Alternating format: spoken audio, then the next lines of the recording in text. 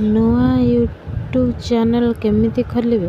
ଆପଣମାନେ ଯଦି ୟୁଟ୍ୟୁବର୍ ହେବା ପାଇଁ ଚାହୁଁଛନ୍ତି ଆଉ ୟୁଟ୍ୟୁବରୁ ଢେର ସାରା ପଇସା ଇନକମ୍ କରିବାକୁ ଚାହୁଁଛନ୍ତି ତ এই ଭିଡ଼ିଓଟି ପୁରା ଦେଖନ୍ତୁ।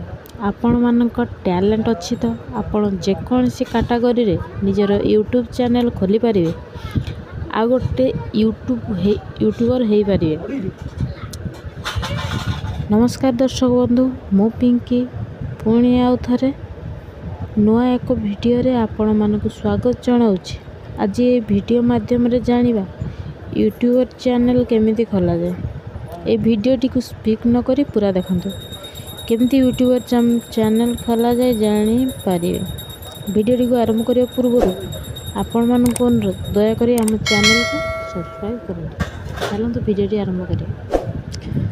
ପ୍ରଥମେ ନିଜ ମୋବାଇଲ ଫୋନରେ କ୍ରୋମ୍ ବ୍ରାଉଜର୍ ଓପନ୍ କରନ୍ତୁ ଆଉ ସର୍ଚ୍ଚ କରନ୍ତୁ youtube.com।